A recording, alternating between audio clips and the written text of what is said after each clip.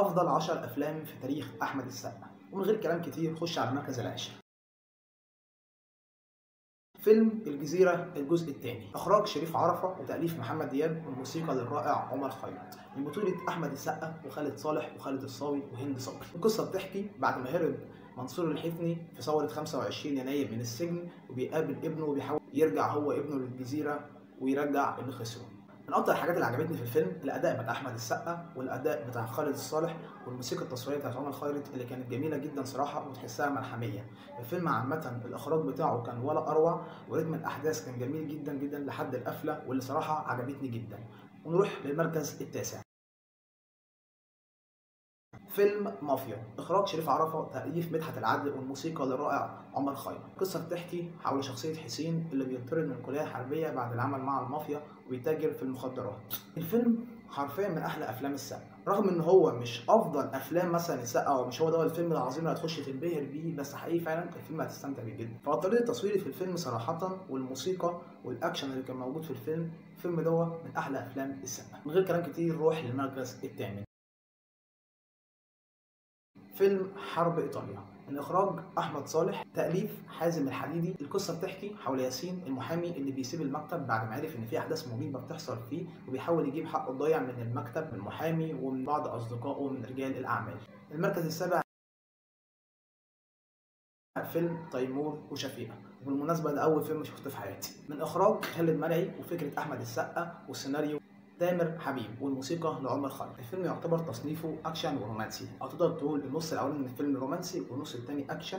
والاداء التمثيلي بتاع منى زكي في الفيلم كان جميل جدا صراحه، وتحس ان في كيمياء بينها وبين احمد السقا مش موجوده بين اي اتنين ممثلين تانيين. ونروح للمركز السادس. فيلم الديلر، اخراج احمد صالح وتاليف محمد العدل. الفيلم من بطولة خالد النبوي واحمد السقا، بتدور الاحداث حول الكراهيه بتبقى موجوده من الصغر في الاثنين الاطفال دول، وبيكبروا بيبقى في بينهم صراعات على كذا حاجه. ونروح للمركز الخامس. فيلم من 30 سنه، واللي بالنسبه لي ده يمكن اجمل فيلم للسقا، مش افضل فيلم بس هو فيلم ممتع جدا وما خدش حقه حرفيا خالص لغايه دلوقتي. قصة الفيلم بتدور حول عمر اللي بيرجع يقسم ورثه على العيلة، بس بيكتشف إن بيقابله مجنون وبيقول له هتقتل 9، وبتدور الأحداث في قالب غموض. ومع الوقت رتم الأحداث بيبدأ يتصاعد لحد ما يوصل لمرحلة أنت هتبقى مش عارف إيه اللي بيحصل، بس هتيجي في الآخر هتكتشف التويستاية واللي كانت جميلة جدا صراحة. نروح للفيلم رقم 4. فيلم المصلحة. الفيلم بيدور حول حمزة اللي بيطلب نقله لمكافحة المخدرات، ومع الوقت تعرف هو نقل ليه من غير ما احرق الأحداث لحد يتفرج على الفيلم. بس حرفيا الفيلم ده يمكن أحلى فيلم اتعمل لأحمد السقا، ومن أحلى التويتات اللي موجودة في الفيلم التويت بتاع أحمد عز وأحمد السقا وصلاح عبد الله.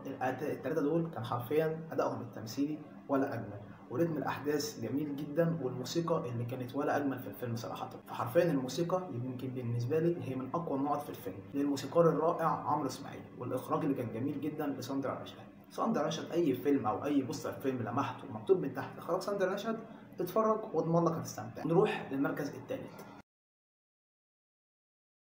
فيلم تيتو، اجمل اداء تمثيلي لاحمد السقا. فيلم من اخراج طارق العريان وتاليف محمد حفظي والموسيقى للرائع هشام نسيح. حقيقي فعلا فكره ان الفيلم دوت ينزل في 2002 من 21 سنه والاكشن دوت، فشابوه لطارق العريان وشابوه لاحمد السقا اللي هشوف منه اداء ولا اجمل من كده. يا جماعه السقا بيمثل في الفيلم ده بكل حاجه، السقا بيمثل في الفيلم ده عمل كل حاجه، تمثيل جسدي، تمثيل بالصوت، تمثيل بنبرة درجة الصوت، تمثيل برياكشن معين في مشهد معين. حقيقي فعلا انت الفيلم هتلاقي فيه مشاهد السقا نبرته هنا غير نبرته هنا، رياكشناته هنا غير رياكشناته هنا. شخص بالبلدي انا عايز اقوله انك هتحس ان انت قدام كذا شخصيه في الفيلم مقدمها السقا، وعمل كذا شخصيه دول ولا اجمل من كده. وهتشوف التحولات النفسيه ورتم الاحداث اللي بيحصل في الفيلم هتبقى جميل جدا، والنهايه اللي كانت جميله جدا صراحه. انا واحد بيحب الافلام الحزينه او بالبلد الافلام الحزينه، بحسها بتبقى ممتعه اكتر من فكره ان البطل هي في الاخر واتجوز البطله والدنيا تمام. نروح للمركز الثاني. فيلم الجزيره، من اجمل اداءات احمد السقا بالمشهد المشهور بتاع انا الحكومه.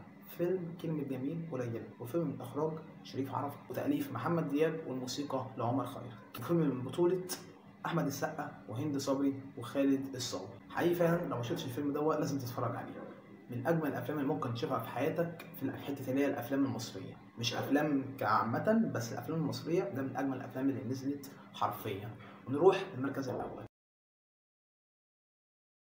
فيلم ابراهيم الابيض. اجمل فيلم للسقا، اجمل فيلم لمروان حامد، اجمل فيلم لعمرو واكد، اجمل فيلم لناس كتير جدا فعلا، اجمل موسيقى تصويريه لهشام نزيه.